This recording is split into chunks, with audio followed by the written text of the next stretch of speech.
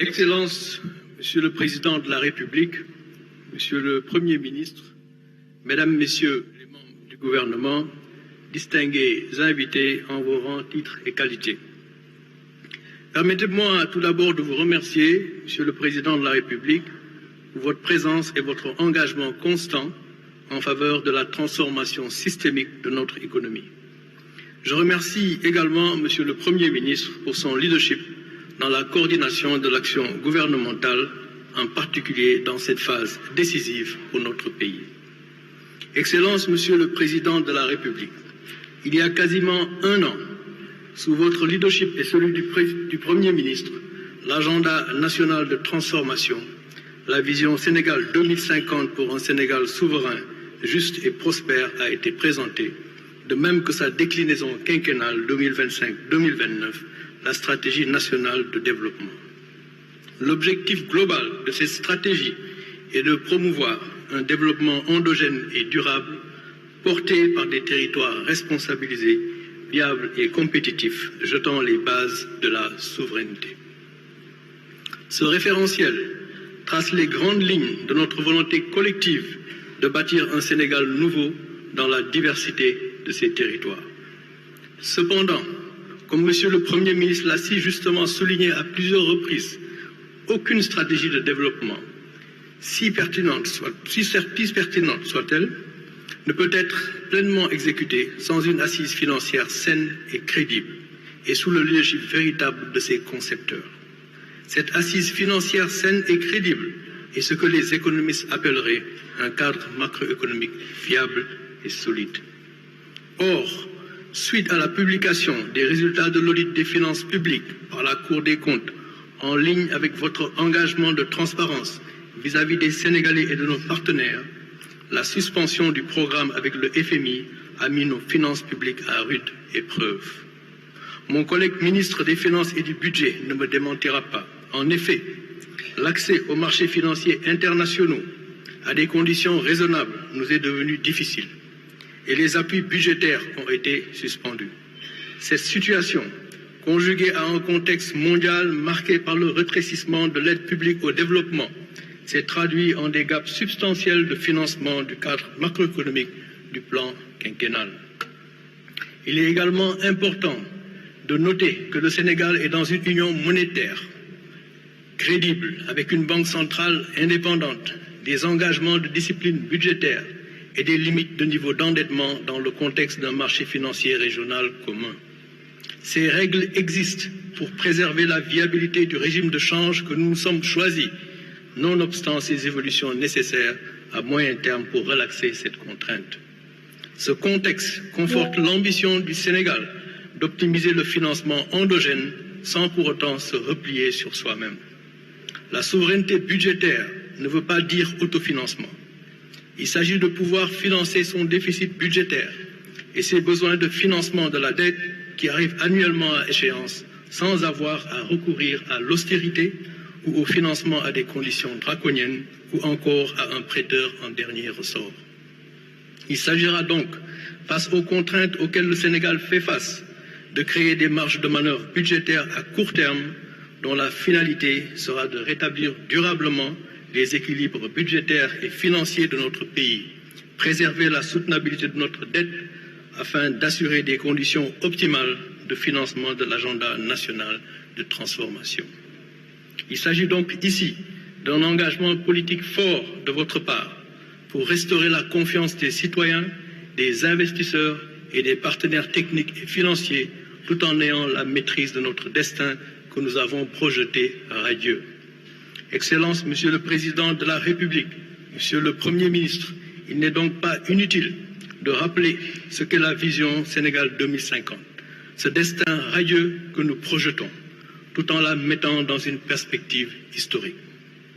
Depuis son accession à l'indépendance, le Sénégal a élaboré et mis en œuvre plusieurs référentiels de politique économique et sociale dans le cadre institutionnel que j'ai décrit. Ces différentes politiques publiques ont permis, dans une certaine mesure, de réduire le gap infrastructurel et d'améliorer l'accès aux services sociaux de base. En dépit des efforts consentis, les résultats restent en deçà des attentes. En effet, Le Sénégal est toujours parmi les 25 pays à plus faible développement humain et la croissance économique enregistrée n'a pas été suffisamment inclusive pour réduire significativement la pauvreté estimée à 37,5% et le chômage à environ 20%. En outre, le modèle de développement mis en œuvre depuis génère beaucoup d'inefficacité et d'inefficience sous le leadership de l'État central. Les réalisations ont été obtenues au prix d'une accumulation progressive de la dette publique, conduisant à une crise cyclique d'endettement environ tous les 20 ans. La dette de l'État central est estimée à 119% du PIB à fin 2024. Le recommencement dans le même paradigme se fait donc à intervalles réguliers au gré d'ajustements douloureux, de rééchelonnement ou d'annulation de dette. Nous devons briser ce cycle. La vision Sénégal 2050 a comme ambition d'opérer une transformation systémique qui consistera à mettre le secteur privé et les citoyens au devant, les appuyer tout en protégeant les plus vulnérables. Cette transformation systémique qui mettra le secteur privé, les citoyens et collectivités locales au devant s'opérera également dans la gouvernance des services publics où l'État pourra financer et faire par des concessions et autres délégations de services publics. L'État pourra appuyer nos champions et potentiels champions par le biais de partenariats publics-privés où le contenu local sera une exigence afin de créer des opportunités et de l'espace pour le secteur privé national. Dans les secteurs sociaux, éducation, santé, infrastructures de base, l'expérience internationale montre qu'un franc CFA de ressources publiques dépensées dans le cadre de concessions de services publics peut générer un effet de levier de 0,5 à 1, soit une possibilité de doubler la contribution publique. Dans les secteurs marchands, cet effet de levier peut aller jusqu'à 4 fois la contribution publique par le complément de ressources privées, par le paiement d'usagers, que le paiement d'usagers peut permettre de mobiliser. Excellences, Monsieur le Président de la République, Monsieur le Premier ministre, les 25 lettres de politique sectorielle des ministères ont été finalisées avec cette doctrine bien reflétée.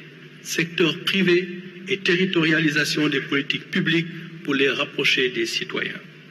La vision Sénégal 2050 a donc l'ambition d'utiliser l'instrument budgétaire, non pas simplement sous le leadership de l'État par l'endettement, mais comme instrument d'effet de levier au service du secteur privé, des collectivités locales et des citoyens pour accélérer la croissance et surtout la productivité.